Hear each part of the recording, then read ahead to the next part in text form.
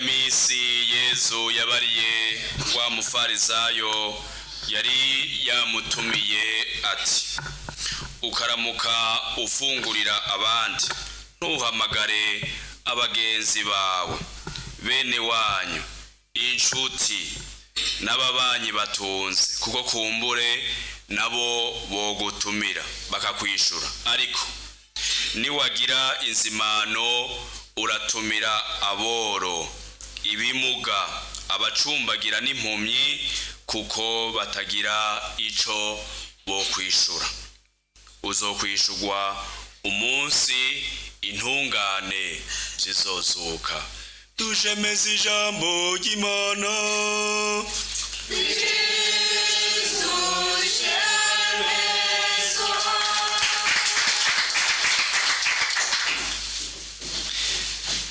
Bavukanyi nkuko nabivuze mu ntango ya kino gisabisho c'inkuka ya misa, Yezu hari ico adusaba kuno munsi mwino jambo ryiwe kugira ngo sidutorane bwa buhigwe bw'imyaka yose.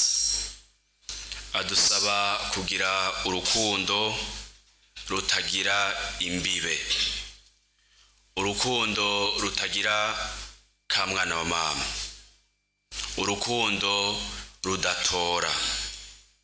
Twumvise abarira no mufarizayo yari yamutumi ati niwe waringaniza inzimano ukagira abo ufungurira ntuhamagara abagenzi bawe gusa bene wanyu inshuti n'ababanyi batunze ko kumbure bogutumira bakakwishura kandi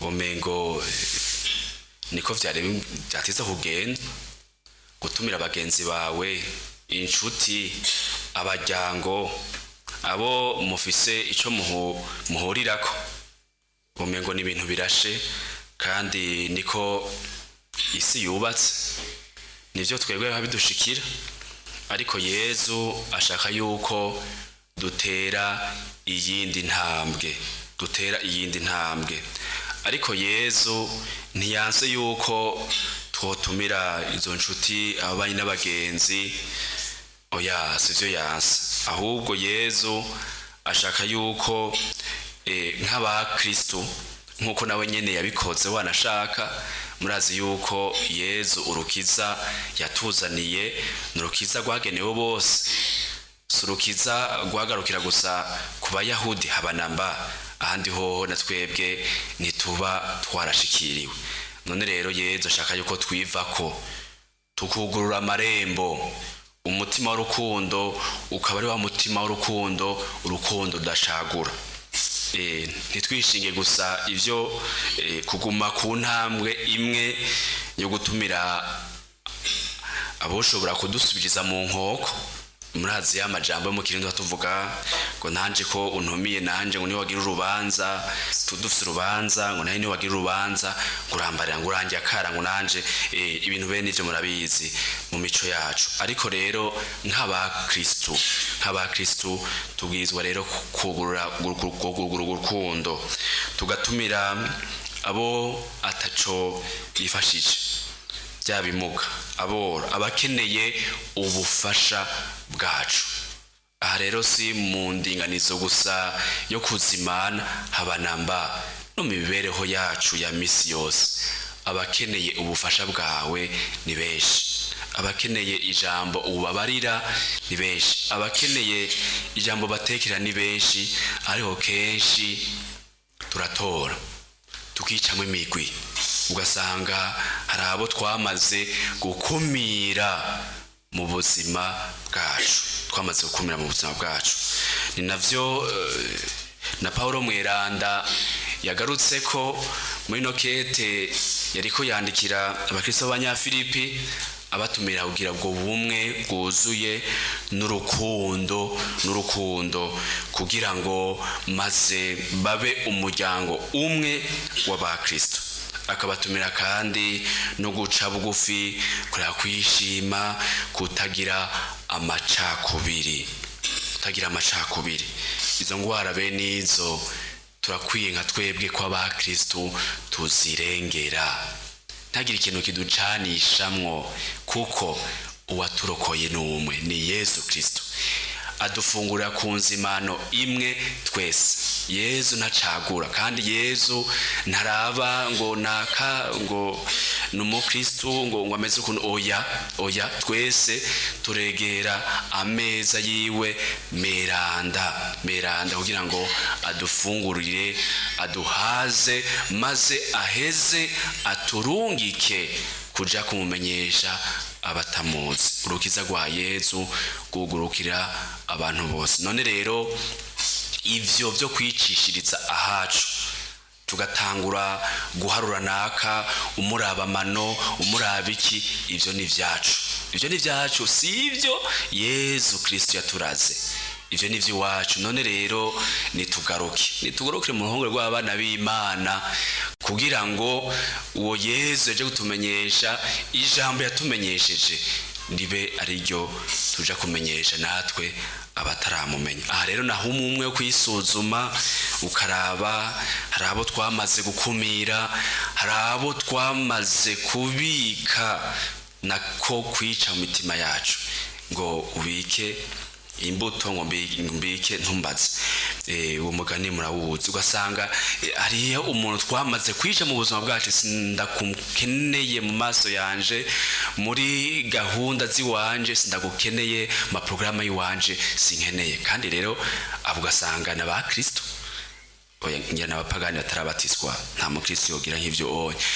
Ugasanga araza mu ngoro y'Imana, hama mugabo yashika mu kibano agacika uwundi muntu, ngo umuri tukiri mu ngoro y'Imana, ngo ahanye ngo si mwisengero.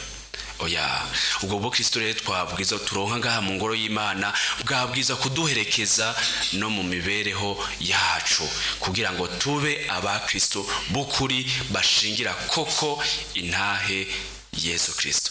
Ivyo rero byo kugurukira abantu bose, ntimugire ngo nuwari wese abishobora. Utarivako, utaratera intambwe guhana Yezu buhure, hama ngo kuko aguhindure nawe wemere ko guhinduka ntubishobora. Si iby'abantu basanzwe bagifise bwabo Kristu ubwo kuyeyemvya. N'umuntu yamaze gutora guhitamwo Kristu ubutacisubirako. Guhitamwo Kristu ubutacisubirako ni navyo Karori Borome yari yaratoye umwepiskopi. Karori Borome tumuzi nk'uwazanye impinduka muri diocese yari yarashinzwe, ashinga amaseminari matoyi n'amakuru, kugira ngo abasaseredoti baronke aho baronkera ubumenyi, ntibaje kwigisha ibyo batazi canke baje kwigisha byo kuyeyemvya. Karori Borome yaragendera ba Kristo akabigisha kugira ngo bahinduke, bagaruke ku mukama wacu Yezu Kristo. Karori Borome mweranda yarazanye intererano yiwe igihe hari inama nkuru ya Iratrano ya Concile de Trente. Yarazanye intererano nyinshi ihambaye muri Eklezia, hatuma haba impinduka zitandukanye, maze ivyavuye muri iyo nama aza no kubishira mu ngiro muri diocese umukama yari yamuragije. Murumva yuko wewe yari yamaze guhitamwo atari bimwe byo kubangikanya. Hari igihe tubangikanya umuntu ugasanga aguma taradendura mu buzima bwiwe. None rero kubwisabisho ni kugwa Karori Borome mweranda, ku nyigisho yiwe, ku nyifato yiwe, na twebwe twomwigirako akaroro keza, kugira ngo dukwirikire umukama tutaderenganya, dukwirikire umukama twiveko. Uko niko kaganuke Yezu ashaka ko tumuha, niho kaganuke Yezu ashaka ko tumuha, kugira ngo abatubona bose batubone yuko mu byo tubayemwo, aho tubaye, aho dukorera, aho tuba, abatubona bose babone yuko ubwami bw'Imana bwamaze kubashwara. ubwami bw'Imana bwamaze kubashwa. Abaza batugana tubakire nk'abavukanye basangiye ubuntu. Umenye neza igihe cyose uzoba uriko urafata nabi umuntu mugenzawe kubera kumbure ivyo abaye muko wabayeho, kubera kumbure akana kariya anye, umenye neza igihe cyose usuzugura umuntu nkawe ni wewe uba uri kurisuzuguza, na wewe uba uriko urisubiza hasi. Enda ibuka yuko uwo muntu yaremwe mu gasho k'Imana, umuhe iryo teka Imana yamuhaye kugira ngo maze ucuhera ngaho onye, naho kumbura yoba hari utwo bimugoramwo uturengere, kura yuko wibuka yuko yari mu gasho k'Imana, uheze umugirire neza. Tubisabiranire dufashwe n'uno mweranda twibuka Karoli Borome kugira ngo dushingire nta Yezu Kristu, tugire rwa rukundo rwaranze Yezu rwo kucungura zina muntu wese, maze Yezu aganze mu buzima bwacu, nta na kimwe kidukura ku rukundo rw'Imana. Twizigire ubwo nibwo buhigwe, twumvise tuzogabana hamwe, twogira iyo nyifato ibereye iranga abakristo abamaze guhitamo gukurikira Yezu ubutacisubirako. Amen. Subirako.